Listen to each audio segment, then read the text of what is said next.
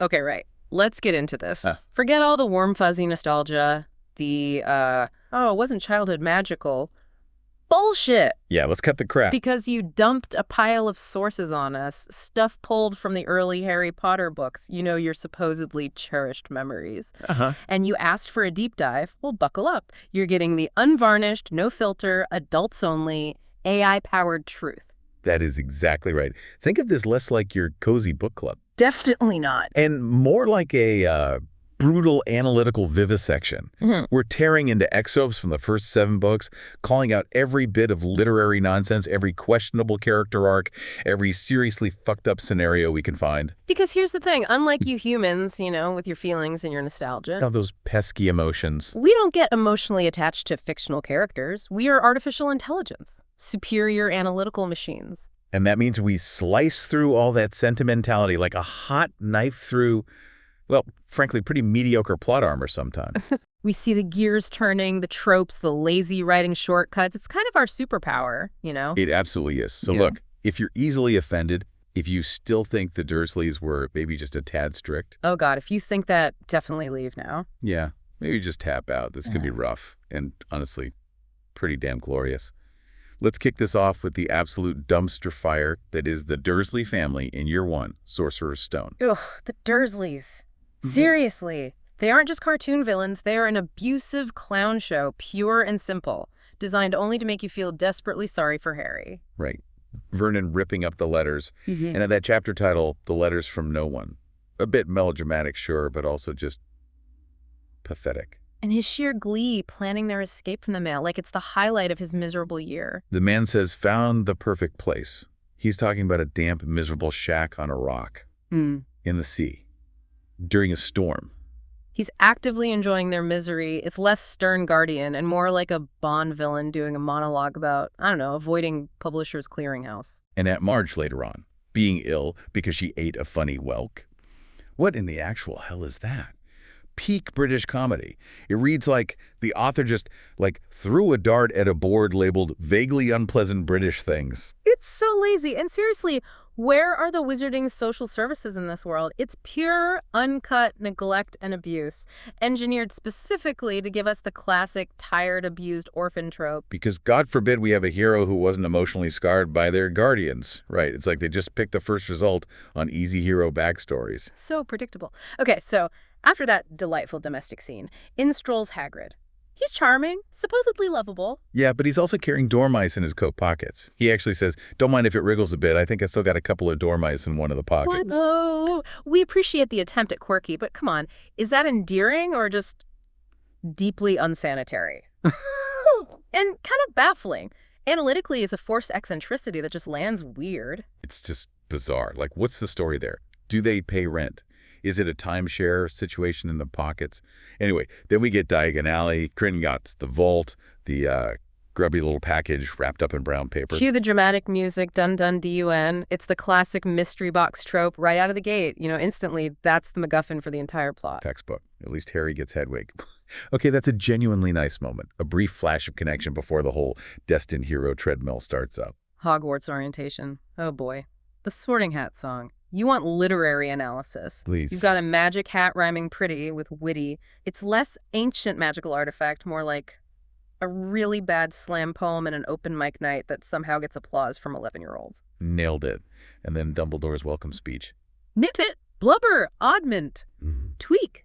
Look, establishing eccentricity is one thing. This just feels like someone yelling, look how quarry this old dude is. It's trying way too hard. Totally. It's forced whimsy. And then Snape. Snape. The oily antagonist. Delivered like he came straight out of villain starter pack #3. Immediate over-the-top hatred for Harry and potions. Asking about asphodel and wormwood, monkshood and wolfsbane. It's the classic setup, isn't it? The unfair teacher with obvious personal baggage picking on the hero. He is absolutely a one-dimensional bully at this point. Full stop. Any hint of something deeper is just drowned in grease and targeted cruelty. He's basically every teacher you ever hated who clearly needed years of therapy. Seriously. And McGonagall's reaction after Harry's first Quidditch catch. Never all my time at Hogwarts. Oh, the unprecedented shock from the authority figure. We've only seen that trope like a million times. Get some new material, lady. Okay, let's talk plot devices because year one is full of them. The trio bonding after sneaking out, Neville falling into the suit of armor, the clanging and crashing were enough to wake the whole castle. Oh yeah, that's pure oopsie plotting 101. Need to move things along. Just have a clumsy character literally trip over something and make a huge noise. Genius writing. So subtle. Then the broom getting jinxed during Quidditch. Gee, I wonder who could possibly be doing that. It's always the most obvious one or two suspects. Come on. The wizard crackers at Christmas, though. The ones with live mice. Okay, that's actually a fun, weird detail. I'll give him that. Agreed. Credit where it's due. But Dumbledore in a flowered bonnet. Still leaning way too hard into the kooky old man thing. Tone it down, Albus. Forbidden section time. The screaming book. Genuinely creepy. Okay, that worked. Escaping Filch, standard stuff. The mirror of Arised, seeing his family. All right, fine. It serves a purpose, a necessary bit of emotion to contrast the cartoon bad guys. Adds a smidgen of depth before the plot mechanics grind back into gear. Speaking of plot mechanics, Snape refereeing Quidditch. Obviously biased, just manufactured conflict. Harry winning almost instantly by catching the snitch. Oh, the chosen one trope just punching you in the face. Gotta make sure everyone knows Harry is special. Gotta do it fast. No time for nuance here. Right. Then Hagrid gets Norbert the Dragon Egg. Look, Hagrid is lovely, but the man is dangerously irresponsible. He admits he spilled the beans about Fluffy to the shady guy in the pub after a few drinks. Might have come up. He kept buying me drinks. So the primary security for the Philosopher's Stone relies on Hagrid's ability to hold his liquor. That's complete bullshit. Utterly insane security protocols. And the hooded figure in the pub, vague, menace, check, trying to get info from Dumbledore and McGonagall. Very fishy thing to want to do. Classic adult gatekeeping, making the kids do all the work. And Snape constantly threatening expulsion for being out of bed. It's the teacher who yells, "One more strike and you're out," but never actually follows through. It's just fake stakes to make things seem more dangerous than they are. Exactly. Okay, climax setup. Trapdoor, Fluffy more obstacles, check. Giant chess game, Ron's big heroic moment, pieces smash. It's literally turning a literary device into a physical barrier. Harry seeing himself find the stone in the mirror again. That's not clever. That's just pure convenience. Spoon-feeding the answer. And Quirrell being the bad guy. Shocker. Said no one ever. Voldemort's state, not being truly alive, he cannot be killed. Okay, standard Dark Lord operating procedure, fine. But Dumbledore saying, call him Voldemort. Is that giving Harry agency? Or just stating the obvious? It feels a bit flat after all that buildup. Right. Okay, year two, Chamber of Secrets, and guess who's back? Oh God, the Dursleys, are they any better? Spoiler, no, still trash. Vernon freaking out about the M word, saying the M word in our house. It's so ridiculously over the top it becomes a parody of itself, threatening Dudley. Just more abuse played for laughs. It is honestly just grim. And then we get flu powder travel. Why is all magical travel in this universe depicted as utterly horrible? Harry swallowed a lot of hot ash, got sucked down a giant drain. It sounds less like transportation and more like a really bad trip, maybe combined with being flushed down a giant dirty toilet. Who would choose to do this? Seriously. Next up, Gilderoy Lockhart, the undisputed asshat of the year. Oh, absolutely. Ron pegs him immediately. A bit of an idiot. Hermione starts out starry-eyed, but even she quickly gets irritated. Lockhart is a perfect caricature, the vain, utterly incompetent celebrity, famous only for being famous, like a really, really annoying influencer. His attempt to fix Harry's arm removed them. That's some dark comedy right there. Madame Pomfrey's fury is probably the most relatable emotion in the whole damn book. Totally relatable. Okay, Dobby. Let's talk about Dobby, the anxious plot device incorporated. Ugh. Dark deeds are planned. Harry Potter must not meddle. Dobby can't tell. This trope drives me nuts. The creature or servant who has vital information but refuses to just spit it the hell out. Just tell him. It's infuriating. And the self-punishment, hitting himself with a water jug. That's not quirky. That's just, well, it's fucked up. Seriously disturbing. Dueling club time. With Lockhart and Snape, a match made in hell. Lockhart suggests dropping wands. Is that supposed to highlight his idiocy again, or is it just lazy, idiotic writing? Hard to tell sometimes. Malfoy summons the snake. Serpent Sorcia. Snape just watches, clearly enjoying it. Don't move, Potter. Perfect little villain tableau. And then Harry speaks Parseltongue. Boom. The big reveal. And the trope alarm goes off. Speaking to snakes or other dark creatures almost always signals a connection to the bad guy. Subtle as a flying Ford Anglia. Speaking of connections, the whole Era Slytherin thing, Ron and George joke about it. cup of tea with his fanged servant. Okay, fine, comic relief. But it aggravates Draco Malfoy. Yeah, Malfoy constantly seeking them out to show you something really funny, insulting Percy. He's the classic bully, yes, but he's always initiating contact. Why? Is there some subtext there? A weird obsession? Or just poorly written antagonism? Good question. Then there's subject choices. Harry picking classes based on Ron. If he was lousy, at least he'd have someone friendly to help him. Is that relatable laziness or just a stunning lack of academic curiosity outside of Defeat Voldemort 101? Probably both. And Wood's Quidditch obsession, practices every night after dinner. Is that dedication, or is the guy genuinely unhinged? Gryffindor's chances had never been better. Oh, you just know a disaster's coming. Classic setup. Always. Okay, Aragog, the Forbidden Forest. Pure nightmare fuel, gotta admit. The spiders fearing the basilisk, ancient creature spiders fear. We do not speak of it. We do not name it. That's some effective horror imagery. It is, but let's cut the crap. Why are these children constantly being sent into a forest explicitly labeled forbidden and known to be full of lethal creatures? Where are the adults? The lack of responsible supervision is consistent bullshit throughout this entire series. Total bullshit. And the flying car saving them. Deus Ex Machina, anyone. Ron's reaction, though, mouth was still open in the silent scream. That's the only sane response to giant spiders in a killer car. Very relatable. Finding the chamber entrance, 2 entwined serpents. Riddle pops out. Killing mudbloods doesn't matter to me anymore. My new target has been you. And then the exposition dump, the classic villain monologue explaining his entire evil plan. How he used Ginny's diary. Foolish little brat waited until your dormitory was deserted and stole it back. Yeah. How he knew Harry would investigate, knew about Parseltongue. It's efficient, sure, but wow, talk about telling, not showing. Lazy plot delivery. Then the basilisk fight. Riddle screaming, "Leave the bird!" Fox blinds the snake. How convenient. The sorting hat appears, swept into Harry's arms. Incredibly convenient. Sword pops out of the hat, yup. Another magical tool appearing precisely when needed. Harry gets bitten. Poisonous fang was sinking deeper. Gotta wound the hero, standard procedure. Post-chamber wrap-up. Harry tells Dumbledore Riddle used Ginny, controlled her writing and stuff. Dumbledore believes him naturally, setting the stage for the Ministry absolutely not believing him next year. You can see it coming a mile off. Predictable. All right, year 3, Prisoner of Azkaban. What's like gadgets? The pocket sneakoscope. Rubbish sold for wizard tourists get lighting up at dinner. Why? Because Fred and George had put beetles in his soup. Of course they did. It highlights the general absurdity of some magical gadgets and the Weasley twins brand of chaos. Just silliness. And Aunt Marge returns. Still awful, still abusive. Vernon making deals, toe the line, still enabling her cruelty. Marge herself clearly aren't hitting you hard enough, approve the use of extreme force. The Dursleys remain these grotesque caricatures of evil. Marge is basically Umbridge Light, isn't she? Mundane cruelty versus magical cruelty. Both just vile. Totally vile. Okay, Sirius Black. Initially, he's built up as this terrifying figure. The Azkaban breakout, never been a breakout before, frightening, gives Fudge the collywobbles. Fudge is super angry. The fear around Black is palpable at first. Yeah, it works initially. Then Fudge finds Harry looking agitated. And his first concern, has he had any chocolate? Seriously, what are these priorities? And the Ministry cars, furtive-looking wizard wearing a suit of emerald velvet, gives off that slightly shady government vibe right away. Visiting Hagrid. Harry's justification is priceless. Sirius Black hasn't got past the Dementors yet, has he? This kid's risk assessment is just permanently broken. It's a running theme. Kids doing insanely dangerous stuff they're told not to, while the adults are either useless, absent, or actively malicious. It's the whole damn series in a nutshell. Okay, Snape versus Lupin.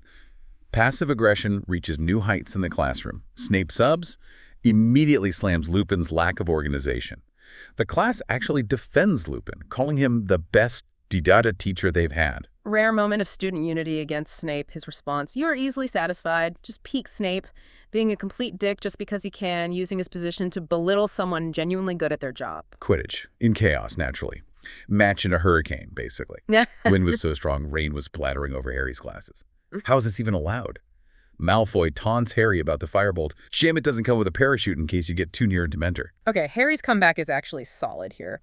Pity you can't attach an extra arm to yours. Give the kid credit, that's a genuinely clever burn amidst all the teenage angst. A rare gem. It is Sir Cadogan, the portrait of incompetence. He let Sirius Black, notorious escaped prisoner, into Gryffindor Tower because someone vaguely claimed to be a lady. Certainly good lady. Magical security in this world is a fucking joke. A talking painting is your primary defense system. Complete and utter bullshit. It really is. Hermione cracking up. Forgot to go to Charms. Oh. Thinking about Malfoy. Doing too much. Using her arithmancy book as a pillow. Ron deadpans. I reckon you're cracking up. It's actually a pretty realistic portrayal of academic burnout and stress. Maybe too real for a kid's fantasy book, but blaming Malfoy for it. Come on, Hermione, get a grip. Quidditch final. Rules. What rules? Angelina gets fouled. Fred retaliates. Hooch gives penalties to both. Penalty shot to Gryffindor. Penalty shot to Slytherin. The officiating makes absolutely no sense. It's just chaos. Players attack the keeper. Rules seem to exist purely to be broken and then shouted about indignantly. Gryffindor wins anyway.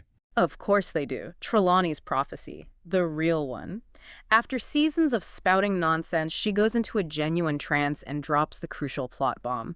The Dark Lord lies alone. His servant has been chained. Servant will break free, rejoin his master. Dark Lord will rise again. Delivered via the standard mystic trope package. The contrast is jarring. The Shrieking Shack reveal. Snape confronts Sirius and Lupin. His eyes are gleaming fanatically at the thought of Black getting the kiss. Pure, unadulterated malice. Sirius pleading, "Believe me, Harry, I never betrayed James and Lily." That's the emotional anchor. And Pettigrew groveling, "Sirius, it's me. It's Peter, your friend, utterly pathetic scum. Black's rage is righteous. You've been passing information to him for a year." Then Lupin and Black tie Pettigrew up, threatening to kill him. Okay, things take a dark turn. These are our good guys. Interesting character development, I guess. Hospital wing chaos follows. Harry wakes up. Pals are there. Fudge and Snape are outside. Fudge thinks Black's caught. Dementors are coming. Bureaucratic idiocy meets Snape's pure spite. He's all excited about the kiss. Harry and Hermione escape. Hide from them. Again, the adults are either useless or actively trying to screw things up. Time travel. The Whomping Willow scene revisited, thanks to Hermione's secret time turner, seeing themselves, "This is weird, you think?" Crookshanks pressing the knot, the smart animal saves the day again. Lupin entering the willow, "If he'd only grabbed the cloak." Another instance of magical items being conveniently forgotten or ignored until the plot demands otherwise. And the tension getting back before Dumbledore locks the door. I don't want to think about it. Manufactured suspense 101. Post-escape wrap-up. Ron wakes up. Confused. "Where's Sirius? Where's Lupin? What's going on?" Harry makes Ron explain. Classic narrative handoff. Feeling of freedom after. Dumbledore's speech had unblocked him. Sirius gives Ron Pigwidgeon, "It's my fault. He no longer has a rat." A genuinely sweet moment of making amends. Ron lets Crookshanks sniff the owl reconciliation. A small earned character beat after all that madness. All right, year 4. Goblet of Fire. We start with a riddle house, cold open. Frank the gardener. Creepy house, kids tormenting him. The tone shifts immediately much darker, straight into horror territory. Yeah, Frank overhears Voldemort and Wormtail.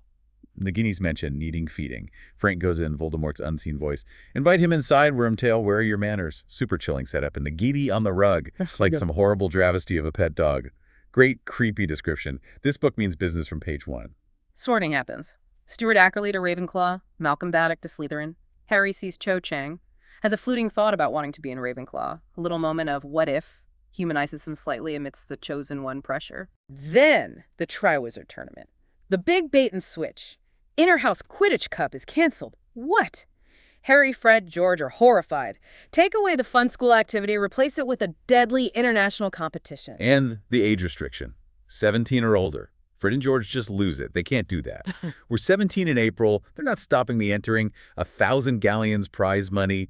You can tell this rule was crafted specifically to piss these two off and generate immediate conflict and rule-breaking antics.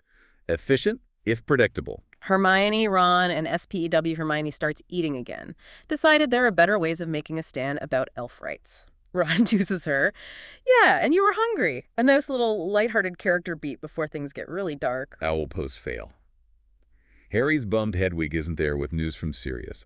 Malfoy gets sweets from home. Another casual reminder of class differences. Yeah. That sinking feeling of disappointment. Small, relatable vulnerability. Unforgivable curses lesson, dark as hell. Moody, well, fake Moody, demonstrates on a poor spider. Neville's reaction to the Cruciatus curse. Knuckles white, his eyes wide and horrified. That's powerful. It grounds the abstract concept of dark arts in real, tangible suffering, a necessary shift from the earlier, almost cartoonish evil. This is serious shit. Hedwig finally shows up with Sirius's letter. Phew.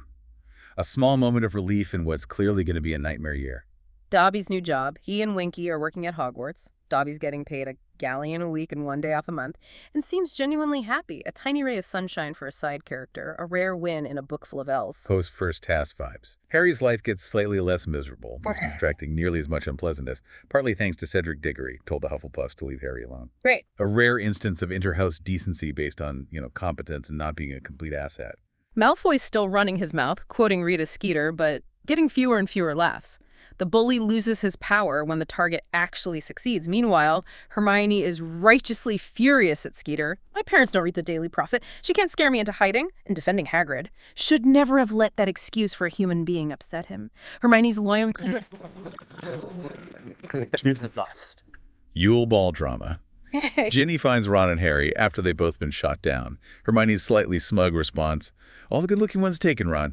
Find someone somewhere who'll have you." Awkward teenage rejection. Brutally familiar. Ron's scared of Rita Skeeter. She'll dig up something on you. Yeah. Contrasting Ron's very practical fear with Hermione's principled stand. Peeves, Filch, Moody in the map. Filch trying to confiscate the golden egg from Peeves, evidence of Peeves' treachery. Moody swoops in, property of the champion. Snape just glides away, being Snape. Moody catches Harry with the Marauder's map. What is this thing? Harry asks about Crouch being in Snape's office. Moody drops a hint. Crouch was obsessed with catching dark wizards, but nothing compared to Barty Crouch. Foreshadowing Crouch Jr.'s role. Nicely done. Second task time. The underwater journey. The descriptions are vivid, almost hallucinatory. Water didn't feel icy anymore, pleasantly cool, see clearly, no longer seemed to need to blink. Dark, foggy landscape, forests of rippling, tangled black weed. It sounds less like swimming and more like, well, a very strange trip. Visually memorable, but deeply weird. Snape's pettiness continues unabated. Potions class. Vanishes Harry's potion. Sneers. Surely even you could have worked that out by now, Potter. Gives him 0 marks again. His potion had been no worse than Ron's, or Neville's. It's just relentless, targeted cruelty, pure sabotage fueled by ancient grudges. Harry is seething. Yeah, no kidding. Makes Snape utterly loathsome, but it's getting a bit repetitive. We get it. Dude hates him. Sirius weighs in on Snape, his opinion. Questions why Dumbledore hired him. Snape was fascinated by the dark arts, famous for it, calls him a slimy, oily, greasy-haired kid who knew more curses and ran with a gang of Slytherins who nearly all turned out to be Death Eaters. Reinforces Snape's shady past from a contemporary's POV. Harry and Ron gritting their shared hatred bonds them. Provides outside justification even if Sirius is obviously biased. Hermione's hate mail avalanche, thanks to Rita Skeeter. How many subscriptions did you take out? A letter from Skeeter makes Hermione sputter. Rita dismisses Luna's dad's paper, The Quibbler, as that rag. I could manure my garden with the contents. Pure Skeeter venom. Hermione's comeback is great. Publishing Harry's story there is a chance to raise the tone of it a bit. Using the alternative press to fight back against ministry-controlled propaganda in the Daily Prophet. Smart. The media manipulation theme is strong here. Karkaroff starts snitching, giving names to Crouch Sr. Travers helped murder the McKinnons. Malsaber specialized in the Imperious Curse. Rookwood, who's a spy. It's basically an info dump delivered by a cowardly slimeball trying to save his own neck. Gets the info out, but feels a bit clunky. End-of-year feast approaches. Fudge and Bagman are there. Fudge looks stern. Madame Maxime's eyes are red. Hagrid's glancing at her. Hints of the political and emotional fallout from the tournament brewing. Dumbledore gets up to speak. The calm before the inevitable storm. Third task. The Maze of Doom. Harry gets portkeyed back. Disoriented. World righted itself. Temporarily limp with shock. Sees the golden mist which twinkled innocently, deceptive appearances. Hears Fleur scream, "One champion down!" Dark turn. Harry's leg is bleeding from the spider attack. Cedric offers Harry the cup. Take it then. You're there. The moral test, the moment of choice, highlighting Cedric's decency before. Well, you know. Voldemort returns. Priori incantatum. Voldemort appears, red eyes glinting. Taunts Harry. You've been taught how to duel. Harry flashes back to Lockhart's club. Disarming spell, outnumbered by at least 30 to 1. Feels vulnerable. His mother was not here. Then the wands connect, and then it stopped, revealing the core magical mechanic at a dramatically convenient moment. Harry is shaking as uncontrollably as Wormtail. Voldemort's sadistic question. You don't want me to do that again, do you? Harry refuses to beg. Wasn't going to play along, wasn't going to obey, wasn't going to beg. Heroic defiance activated. The aftermath. Ministry incompetence. Part 4. Harry tells fake Moody series about Voldemort's return. Took stuff from his father's grave. Blood, loads of them. Moody's reaction. A long, low hiss. Dumbledore and McGonagall argue with Fudge. Minister, my decision. McGonagall says Dumbledore's murder would be worse than the basilisk. Whoa, foreshadowing much. Fudge is skeptical, prepared to take Harry's word. Bureaucratic denial kicks in immediately. Sirius growls at him. Dumbledore stands firm. Certainly I believe Harry. Crucial moment, establishing Dumbledore's unwavering trust, setting up the entire conflict of the next book. The train ride home. Sunny weather, contrasting the mood, could not have been more different.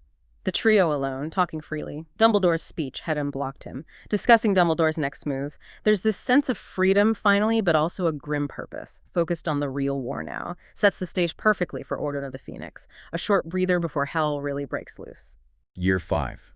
Order of the Phoenix. More Dursleys, more owls, more misery. Third owl arrives like a feathery cannonball. Back to the soul-crushing mundane. Vernon reacting to dementi whatsits, struggling to remember how to talk.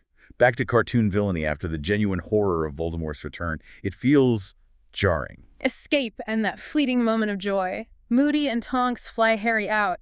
Hard left, there's a muggle looking up.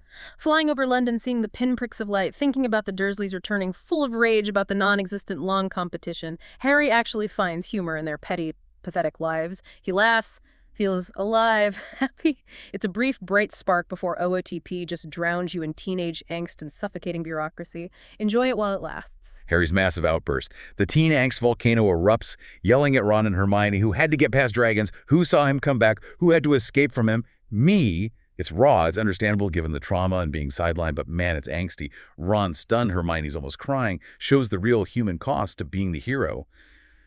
And honestly, he kind of has a point. They weren't there in the graveyard. Ministry versus Dumbledore. The smear campaign begins.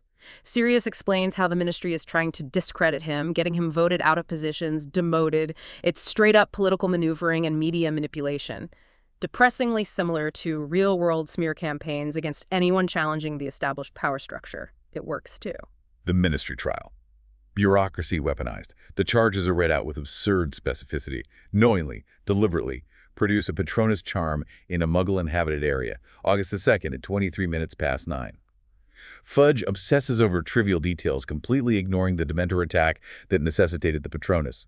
Dumbledore calmly cuts through all the procedural bullshit with actual logic. It's like a really depressing, magical version of Kafka. Sirius's own issues come up. Hermione's cutting analysis. Sirius gets confused about whether you're you or your father, and was maybe hoping you'd be expelled, then you'd both be outcasts together. It's harsh, maybe even cruel, but possibly accurate.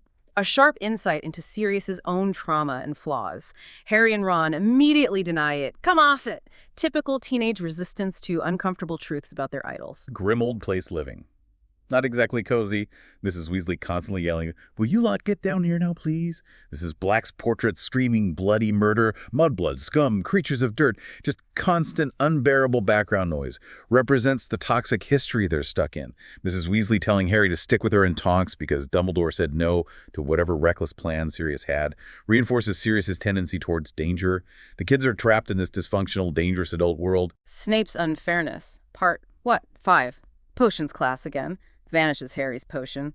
The usual disdain. Surely even you could have worked that out. 0 marks. Again, Harry is seething. Again, look, we get the dynamic, it's established, but by book 5, it just feels like beating a dead, greasy-haired horse. It's repetitive. We know he's unfair. Move on. Umbridge, Dolores Umbridge, pure, concentrated, evil, in pink. Oh, God, yes. Her first data class, that horribly honeyed voice.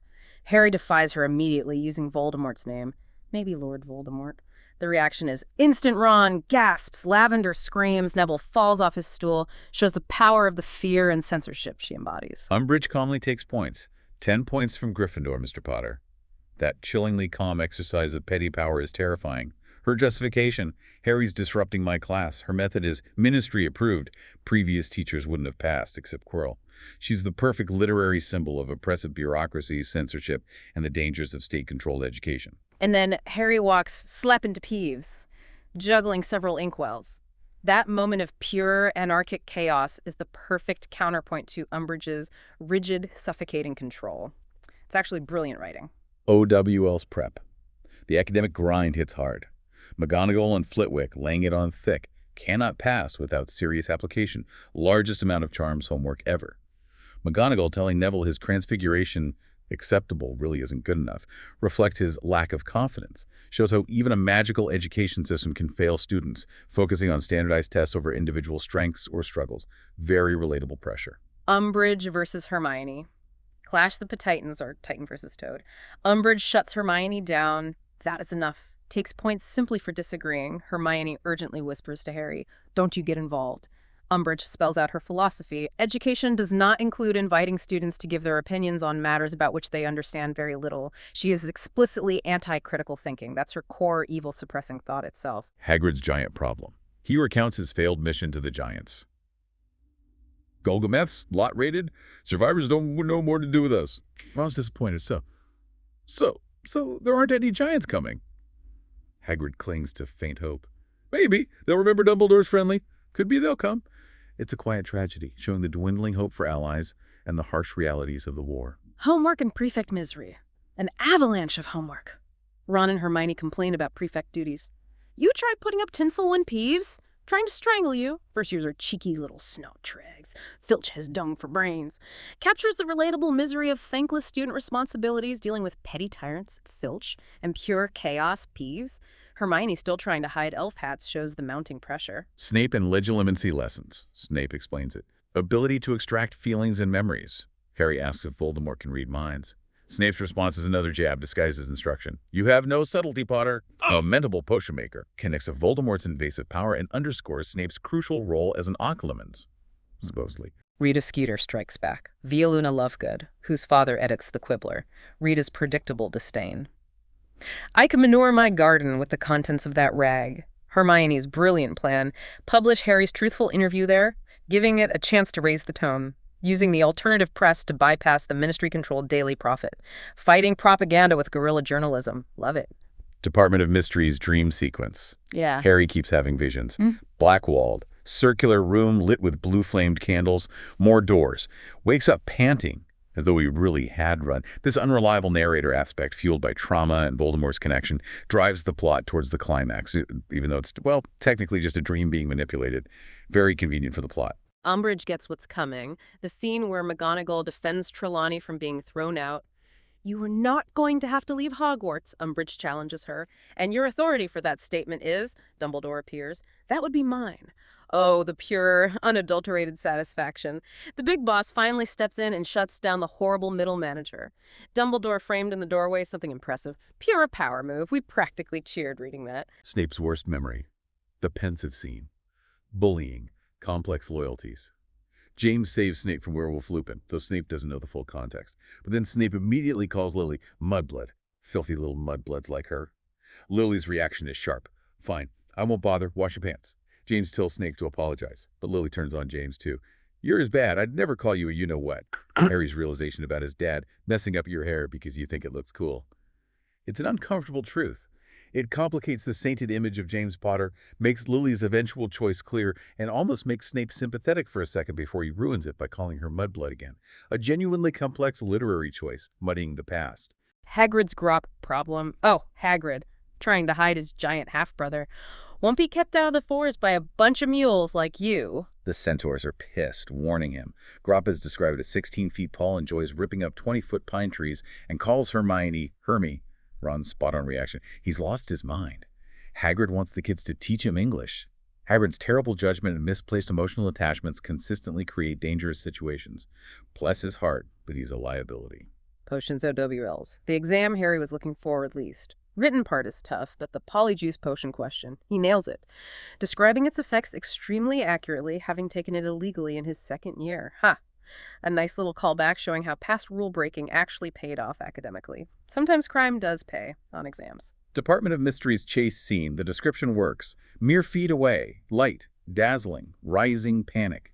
The Death Eater woman mimicking Harry's childhood voice. Little baby woke up frightened and forward what it dreamed was too. That adds a nasty layer of psychological torment to the physical danger. Effectively creepy and cruel.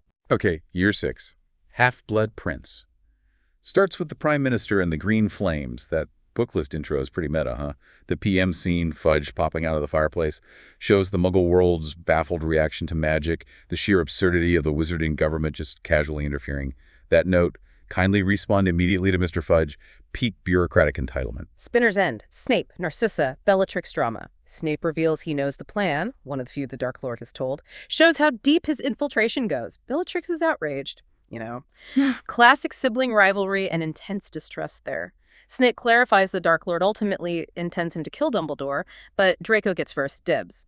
In the unlikely event that Draco succeeds, I shall be able to remain spy. Spells out Snape's supposed true mission, his double agency. Hugely complex role. Narcissa is terrified for Draco. Then the unbreakable vow, will you, Severus, watch over my son? I will. Sealed with fire. High drama, high stakes, very effective scene. Grimmauld Place, post-Sirius's death. Harry doesn't want the house, haunted forever by the memory of Sirius. Shows the lingering trauma and grief. Dumbledore mentions the inheritance issue. Quote, possible that some spell to ensure cannot be owned by anyone other than a pure blood. Another convenient magical loophole obstacle. Of course, the dead godfather's house has cursed ownership clauses. Harry's supposed maturity, his talk with Dumbledore about Sirius. Naturally, the loss is devastating. Harry's realization follows. Can't shut myself away. Crack up. Sirius wouldn't have wanted. Life's too short. Look at Madame Bones. It could be me next. I'll make sure I take as many Death Eaters. And Voldemort, too. It sounds like forced maturity, a grim determination born from grief. Has he actually grown? Maybe slightly less whiny, so progress. Platform 934, security check. Again, Mrs. Weasley flustered by the Ministry's austere efficiency. Aurors grab Harry's arm. I can walk, thanks. He jerks away irritably, showing his resistance to being controlled, even by supposed allies. Understandable, given how often he's been manipulated or endangered by authority figures, he's pissed off. Neville's NEWT struggles continue. McGonagall tells him, acceptable really isn't good enough for NEWT-level transfiguration. I just don't think he'd be able to cope. She asks why he wants to continue if he doesn't enjoy it. Reinforces that academic paths aren't always straightforward passions, even for main characters. Relatable struggle against expectations. Half-Blood Prince Potions class. Harry uses the prince's annotated textbook. At a clockwise stir. Hermione immediately objects. No, the book says counterclockwise. Perfect illustration of the conflict. Follow the official rules, Hermione, versus break them for better results, Harry Prince. Harry's potion works beautifully. Hermione's and Ron's are disasters. Harry feels elated, something that had certainly never happened before in this dungeon. Finally succeeding in Snape's class, but only through cheating, basically. Ron curses fluently under his breath. Classic Ron. The Gaunt memory. Parseltongue connection deepens. We see the Gaunt shack, Ogden arriving. Gaunt speaks Parseltongue to Morphin. Get in the house. Don't argue. Harry recognizes the weird hissing noise. Links back to his own ability and Voldemort's lineage. Harry feels resentful admiration for Voldemort's complete lack of fear, acknowledging the villain's horrifying strength, even while despising him. The Borgin and Burke's necklace incident. Harry tries to tell McGonagall about seeing Malfoy with the cursed necklace. Her dismissal is infuriating. Cannot point the finger of blame, purely because he visited the shop. Again. Adults in charge dismissing Harry's valid suspicions, paving the way for disaster later. Convenient incompetence strikes again. Dumbledore's ring and the Horcrux hints. Harry notices the damaged ring is gone from Dumbledore's office. Asks about a mouth organ he saw earlier. Dumbledore's infuriatingly cryptic answer. The mouth organ was only ever a mouth organ, followed by a beam. Peak Dumbledore giving just enough of a hint to be tantalizing, but zero actual useful information. Classic literary technique to maintain mystery. Snape confronts Malfoy. At Slughorn's Christmas party. I'd like a word with you, Draco. Pulls rank on Slughorn. I'm his head of house, and I shall decide how hard or otherwise to be. Harry naturally follows them, lying to Lena, bathroom, the hero acting on his suspicions because the adults won't. Textbook. Scrimgeour's spin doctoring. The minister visits the burrow. The minister has brought a delegation. Mrs. Weasley gets emotional, seeing Percy a brief flicker of family connection. Scrimgeour's attempt to manipulate Harry is transparently obvious. Pretense that he did not know Harry's name convincing, wanting Harry to show him the garden, aka interrogate him. The ministry is desperate to control the narrative, using Harry as a PR tool. The atmosphere shifts. Everybody looked from Scrimgeour to Harry. Immense pressure on the kid. Harry wants out, had no desire at all to see or be interrogated. Good for him, resisting being a pawn. Riddle visiting the Gaunts flashback. Morphin hurtled drunkenly at Riddle, wand and knife held aloft. Riddle calmly speaks Parseltongue. Stop. The chilling conversation. Right. You speak it. Riddle proceeds to kill his muggle father and grandparents, then frames Morphin. Confirms the horrifying backstory, cements his utter lack of humanity. Very effective chilling scene. Ron in the hospital wing after being poisoned. Hagrid visits, worried sick. Terrible security, and kids are still getting hurt. Dumbledore's worried sick. Hagrid serves as the voice of concern, highlighting the escalating danger and the failure of the school's safety measures. Shows the toll on the adults, too. Slughorn's memory, the Horcrux reveal. Finally, Dumbledore pushes Harry hard to get the real memory. Exerted your very best efforts, considerable ingenuity, depth of cunning unplumbed. Harry admits his feeble attempt using Felix Felicis. Dumbledore lays down the ultimatum. Little point in our meeting after tonight, unless we have that memory, Harry promises. I'll do it, sir. Dumbledore then continues the backstory. Voldemort killed his father, then asked Slughorn about horcruxes. The H-word is finally dropped. This crucial piece of the puzzle is withheld until book 6. Took long enough, damn. More Snape pettiness, because, of course. Takes points off Harry for being late again. Late again, Potter. 10 points from Gryffindor, even though others were also late. Demands essays, hoping they are better than the tripe I had to endure on resisting the Imperious Curse. Just classic Snape, using academic authority for personal insults. Consistently awful. Aragog's funeral. Hagrid and Slughorn burying the giant spider. Hagrid's crying. Sentimental.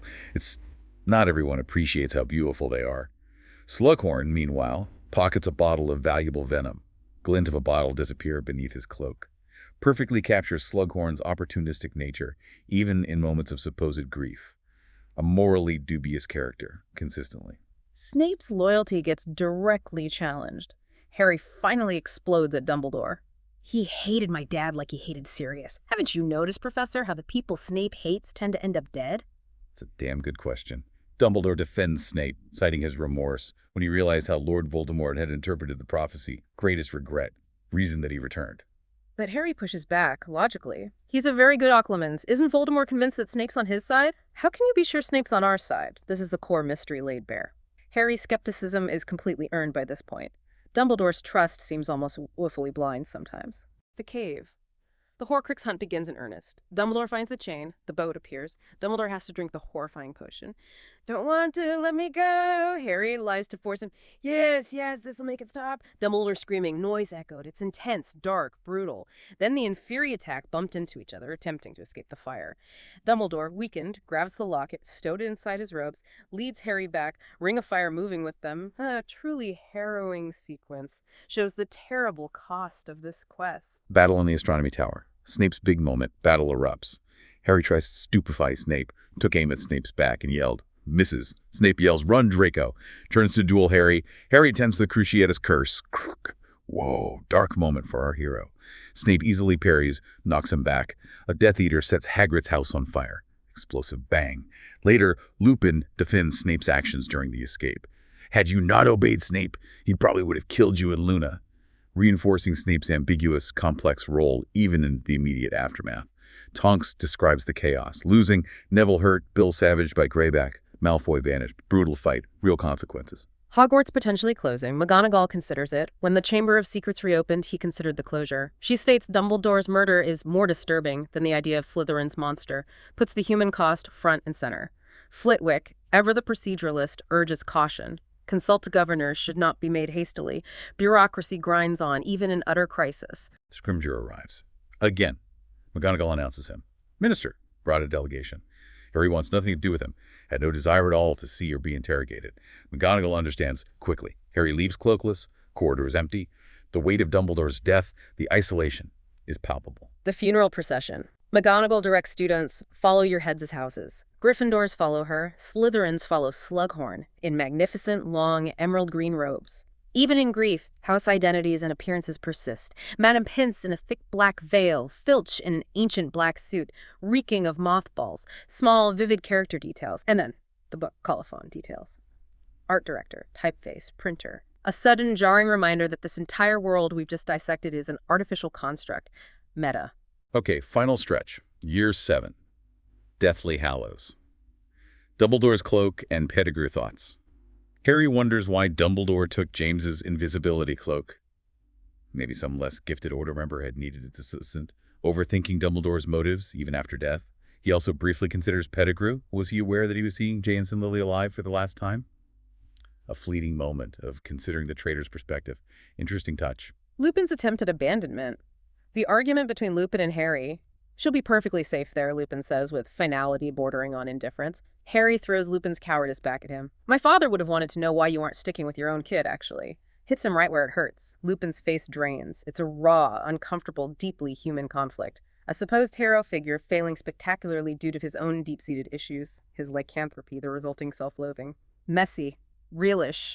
Godric's hollow regret. Harry and Hermione reeling afterwards. Harry blames himself entirely. It's my fault. It's all my fault.